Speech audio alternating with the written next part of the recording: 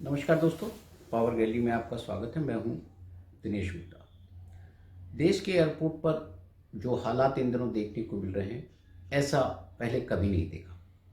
इन हालातों के लिए कौन जिम्मेदार है, अब ये देश के लोगों को बताने की आवश्यकता नहीं है, क्योंकि जो लोग हवाई जहाज़ से यात्रा करते हैं उन्हें ये पता होता है कि ये एयरपोर्ट पर क्यों होता है और कैसे होता है।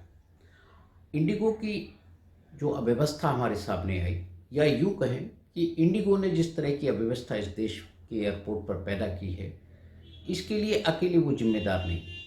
इसके लिए जिम्मेदार है सरकार में बैठा हुआ सिस्टम। सरकार का सिस्टम यदि चाहता तो इंडिगो एयरपोर्ट पर ये अफरा तफरी का माहौल कभी पैदा नहीं कर पाता।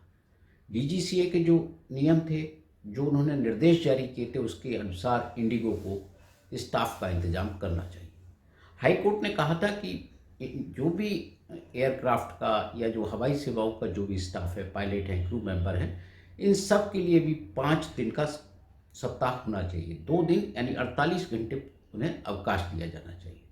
इंडिगो इस जिद पर था कि उसे 48 घंटे आराम नहीं देना। ये आराम क्यों नहीं देना, जब देश की बाकी जो सरकारी कार्यालय हैं वहाँ 5 दिन का अवकाश है, तो पायलट को अवकाश क्यों नहीं? पायलट तो हवा में उड़ता है और उसे हवाई सुरक्षा का भी ध्यान रखना होता है, विमान की सुरक्षा का भी ध्यान रखना होता है और यात्रियों की सुरक्षा का भी ध्यान रखना होता है। इंडिगो ने अपनी जिद से सरकार को तो झुका दिया है, लेकिन यात्रियों का दबाव कब सरकार पर होगा, कब हवाई चप्पल वाला इस देश में हवाई जहाज़ में बैठ पाएगा, ये भी एक सवाल है। क्योंकि 1 दशक से हवाई चप्पल पहनने वाला हवाई यात्रा का इंतज़ार कर रहा है, लेकिन हर दिन किराया बढ़ता जा रहा है।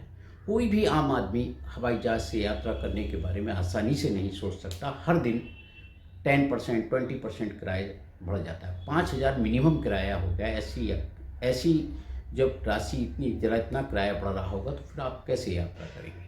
तो सरकार क्यों नहीं रेगुलेट करती किराए को, क्यों नहीं नियंत्रित करती इन हवाई कंपनियों को, ताकि हवाई जहाज़ में बैठने वाले लोगों को भी राहत मिल सके।